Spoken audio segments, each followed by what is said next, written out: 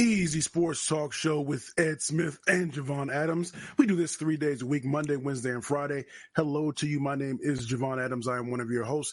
And with me is the man who played not only professional baseball, but also played in the National Football League on that first Super Bowl-bound team for the Atlanta Falcons. I'm talking about none other than the author and the motivational speaker, Ed Smith. What is good, my brother? What's going on, Jay? Interesting week of football and winding down, man. But, man, some good games yesterday. And okay, so I definitely want to dive into that. So, of course, but we not going to bury the lead. We're going to get right into it and recap the divisional round of the playoffs. And so on Friday, we mentioned that this is one of those weeks that people often refer to as maybe one of the best weeks of football. I heard, I was driving around early this morning, going and grabbing myself some green tea, and I heard a talking head say, "Nah, it wasn't really that this weekend." But I would beg to differ a bit. So I'm just curious, before we get into a couple of the games, before we get into all the games, what did you think of this weekend's football? I thought Sunday was better than Saturday, but I think 3 out of the 4 games were decent. What do you think? Yeah. Sunday was better than Saturday, and I think what we're seeing is some of these younger teams kind of, show us that they're on the verge of being around for a long time, meaning Houston and Green Bay. They're not what you would call like playoff veterans. They're just getting their feet wet. But for me, it was like an appetizer of what's to come. You think about those two organizations who we thought both of them were going to be like I wouldn't call rebuild, but kind of like starting from scratch, kind of, because you had a quarterback taking over for a legend. Then you had a first round draft pick taking over along with a rookie coach. So for them to do what they did, it was like refreshing. It's not the same old faces, same old names, so to watch them and, everybody's got to go through their first lumps, and, Green Bay, they both represented well. And for CJ Stroud, it was kind of one of those, we finally saw him, not necessarily deer in the headlights, but was in the second half of that game. The Ravens got after him, and it was, that's what you expect to see from a rookie. But it was. Matter of fact, let's dive into that. Let's dive into that. So let's go with, I think it was the first game of the weekend. So that Baltimore Ravens, the Houston at Baltimore, the final score 34-10. And you mentioned that maybe this was one of those deer in the headlights a little bit for Stroud, but if nothing else, Lamar Jackson was trying to prove a point. I picked an upset. I'll be the first one to raise my hand. I picked an upset, and it looked that way. You sent me a text at halftime and said, you might be on to something, Jay. But after that, nah, it was all Baltimore. What were your thoughts on that? Because it was Lamar Jackson proving a point. Well, you know what it was too, Jay.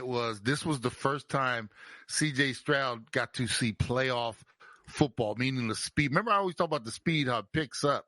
And if you go into it thinking, this is, like what you want to go into with the mindset of it's just another football game. That's, man, when you get it, when it happens, it almost overwhelms you a little bit. I was in a position when my first playoff football, I wasn't the quarterback on the team, but I was still out there thinking to myself, oh my God, what's going on out there?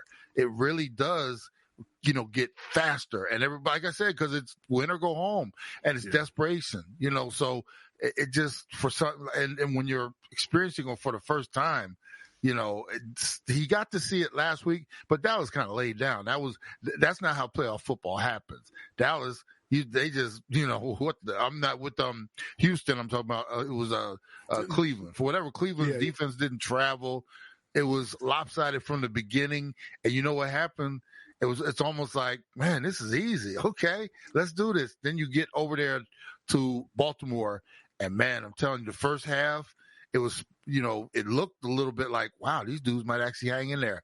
And they went in at halftime, and from, Lamar said he went in there and pretty much just laced it out, expletives, blah, blah, blah. Yeah.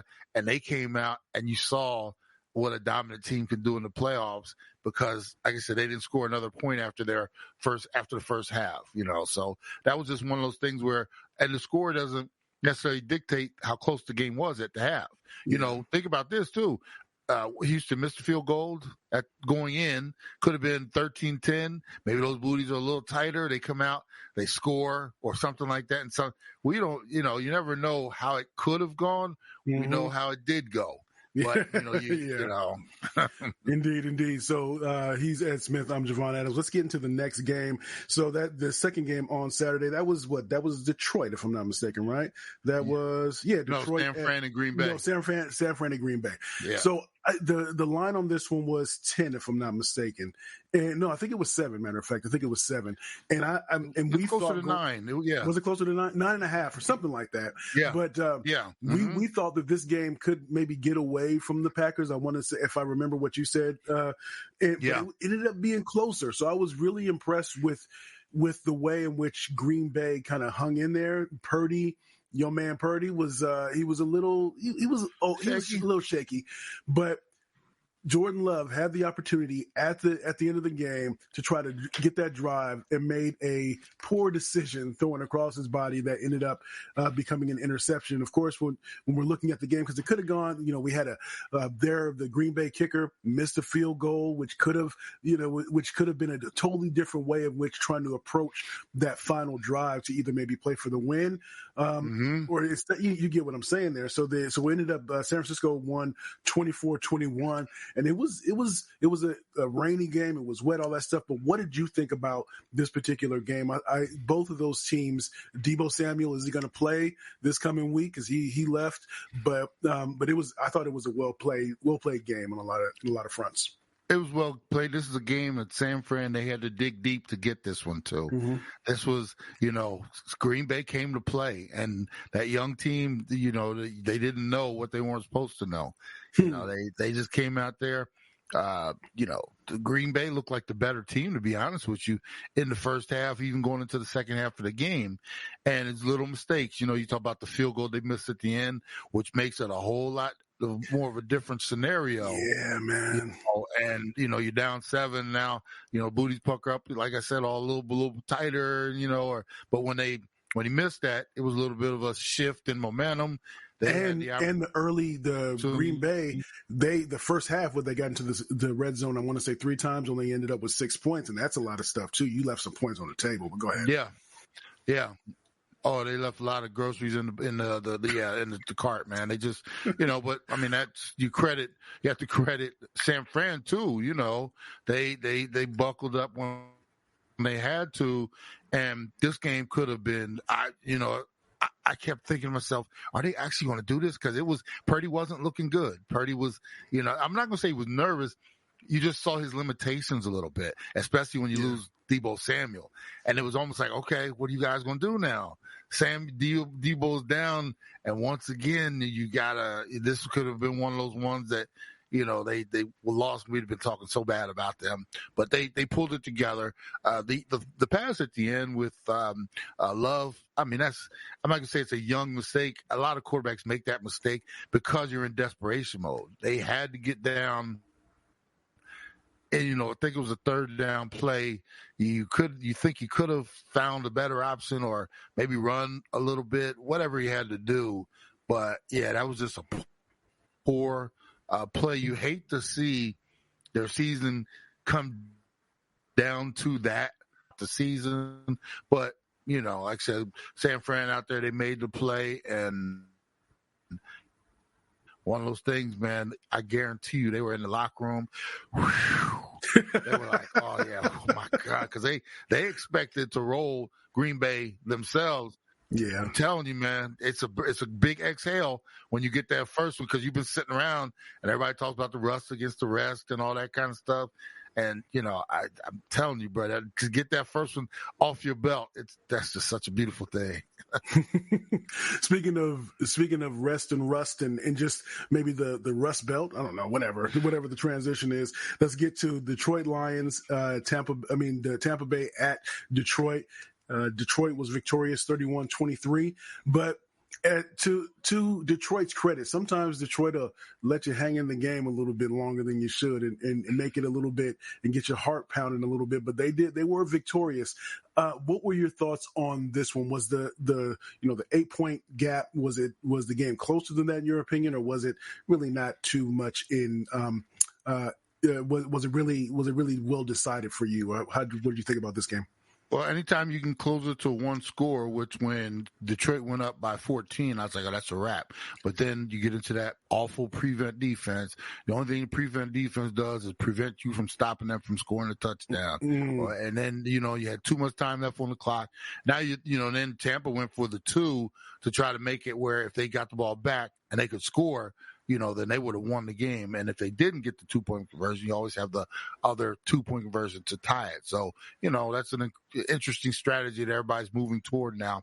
But Detroit actually made this a lot tougher on themselves than they had to. Okay. And, it's just one of those, I'm sure when they went up 14, just like I was, that's a wrap. And you would have just imagined, a lot of people in the stadium, they already started celebrating and everything. And I can even see some of the players, lighting up and then all of a sudden Tampa Bay went right down and scored. It's like, wait a minute, we got to go out here and seal this, Right. And, it's almost, you got to readjust and get back out there. They did what they had to do though. And, it's a lesson learned, obviously, for future. It's always good to learn lessons after wins, Jay. True. You don't want to learn lessons after losses if you can help it. And this was one, hey, until it's all zeros on the clock, and even with the coordinators and stuff like that, next time around they might be like, look, we gotta, let's put some pressure on Baker. Don't let him just sit back there and pick us apart and go down the field quickly. So everybody, you get the dub, you got a lesson learned. Well played game though, and I'm happy for the people in Detroit. Just coincidentally, I was sitting around in my Detroit Lions sweatpants and my big old sweatshirt too. We used to wear those when because we practiced in a bubble, but that bubble didn't have no heat or nothing, so we were always out there in our. I'm serious, bro. What's the point of having a bubble if you got the door open and it's still 15 degrees outside, right? So I still had those pair of sweats, and I had them on just coincidentally yesterday because yesterday was one of those back is really bothering me. I'm not going anywhere lounging days. Normally I get up and move around that thing, and I kind of made it point early. I was like, nah, I can't do it today. So I got comfy and those sweats. And like I said, I sat there, and it was good to see the Detroit Lions, one of my old organizations actually pulled off. All right. So again, he's Ed Smith. I'm Javon Adams. This is the Easy Sports Talk Show with Ed Smith and Javon Adams, Monday, Wednesday, and Friday in podcast form. So let's get to it. It was the last game of the weekend. Kansas City Chiefs at Buffalo Bills. The Kansas City Chiefs were victorious 27-24 going into it. We've talked about it. We're not the only ones. But the amount of pressure that was on Buffalo to come through with this game, they did not. They fell short again. I mean, there were opportunities. I want your breakdown on this because now that all of the talk with Josh Allen is going to it's a different. You talked about on our radio show on Saturday. You mentioned the Gwyneth Paltrow movie where if it goes sliding doors. If you go this way, or if you win the game, then everything is different. As opposed to if you lose the game, where this is that reality based upon you losing this game. What were your thoughts on this game? Because Kansas City could have easily just lost this game as well. Yeah. Total disappointment, bro. I mean, this is once again when the season's over, it's over, and there's nothing you can do about it. And for me, we talked about it the other day. This is one of those Buffalo, if not now, when? Yeah. You got to remember, it seems like they're always looking up, chasing Kansas City. You got other things to worry about too. I mean, you got up and comings all around the league. Cincinnati had a down year because of Burrow and all his injuries. You never know when the Chargers might eventually get it right. There's other teams that are always constantly going to be on your way. You actually had a chance when Kansas City was down this year, and then they had to come to your place, put them to put the beast down, and then obviously you still had to go to Baltimore to finish this one off, but you didn't even get past the divisional round. And that is so disappointing. And for Josh Allen, I think, you and I talked about it. It was one of those instances. It did look like he's had to do everything again, all by himself. And he had a little help with the running game, it seemed like, but still, when it comes down to it, there's too much on his shoulders, if you ask me. That man is a beast, though. He is a beast. Josh Allen is a beast, though, but still, way too. You need to distribute that just a little bit more. If you were fighting, Jay, if you say you're fighting a gang, and you got just say you got 2 dudes with you, 3 dudes, so it's 4 of you, right? Yeah. And one dude walks around the corner, it's like he gonna beat all of us, and it's kind of that's what it's kind of like when you're playing the Buffalo Bills. It's like if we can figure out a way to either stop him, slow him down at least a little bit, or make him make some mistakes like he generally does because he's all on his shoulders, then we got a shot. And that's what it is. You got to get that man more help. You got to get him a running game. You got to get him somebody other than Stephon Diggs to throw the ball to. I don't know what it is. They're just missing an ingredient. Maybe it's the paprika. They don't have that rest of it. They don't have the paprika, and it just smoked don't paprika. taste the smoked paprika. And it just don't quite taste right. And that's when you talk Buffalo, it just doesn't quite taste right. For us both to pick Kansas City, because we were both like, I think they're gonna get him. Yeah. And I'm not, there's something going on when even in that scenario, this Buffalo coming off 6-7 wins in a row, it should have been one of those. We're not, it's just we still weren't sure about them. And I'm sure, as far as the fans, you're talking about disappointment, bro. I mean, because again, you got to get all the way. I mention it all the time. Before you even have a successful season next season, you got to get back to that point that you were at on Sunday, but win. And then you can say, now we feel better. Everybody starts off 0-0 to start next season. And when you fight as hard as they did, because at one point they were 6-6, Jay, there was possibility they wouldn't even make the playoffs. Then you rally and you get everybody together. You go down to Miami last week of the season, last game of the year, on the calendar, and you win that one and you get the number 2 seed. And going from not even possibly making the playoffs to the number 2 seed, where if something happens with the Ravens, you might even host the AFC Championship game, and you don't even get to the AFC Championship game. Man. And then, like I say, you got to get through the offseason, get to next year, all the questions, and then start all over again. The mountain, bro, it looks when you fail this like this, the mountain looks like it's double the size coming back. Yeah. It really does. I speak on that just from a running perspective, because there's been a few running trails that have gotten the best of me, and thinking, before I even know that I've had a good run today. I mean, I could feel good. I got to get to that mile 4, mile 5, or whatever it is, because there's so much gain or so much descent. Just before I say, all right, now it begins. Yeah, it does get in your head too. It does. It can, and there are people who won't even run the race because of the failure of the last time. It's like, it's in your head. It's like, why even bother? I'm going to get there, and especially if you failed a couple times, by time 3 or 4, you're like, I'm just going to take a different route because I just can't get past that one, and you start taking shortcuts and stuff like that. And you can't take shortcuts if you're trying to, win that Lombardi trophy. But like I said, there are going to be guys that are like, why not put all of that work in on the off season? Do this, do that, all the sacrifice for us to get there. And what happens? There are some guys who are like, man, I need to go somewhere else. Free agents who, I'm tired of this, man. If I got an opportunity, maybe I need to go to Kansas City or such and such.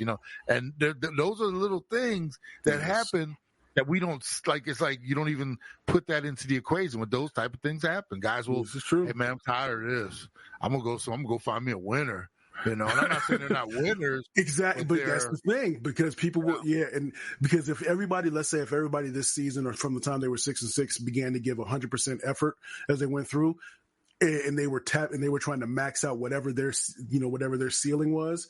Next season, maybe you have a handful of guys that are giving 75, some that are giving a full 100%, some that are giving 85, because there's varying levels of belief as to whether or not we can not only get back to that point, but whether we can overcome that obstacle once we get there. Yeah. Yeah. So he's Ed Smith. I'm Javon Adams. We do this 3 times a week, Monday, Wednesday, and Friday. So make sure you tell a friend about what we have going on here. You can go to easysportstalk.com. That's easysportstalk.com. We do the Believe in the Arizona Cardinals podcast. You can find that there or wherever you find your podcast. Just search Believe in Cardinals. We also do our terrestrial radio show every Saturday from 1 to 3 Eastern. And that's on Sports Map Radio. So if you're not in one of the 98 markets that we're in, then you can go to sportsmapradio.com, click the little play icon in the upper right corner, or you can download the app in your Android or mobile device. And so before we get out of here, and we'll go over this on Friday, but on Wednesday we'll have, of course, another great show. But so the conference championships are set.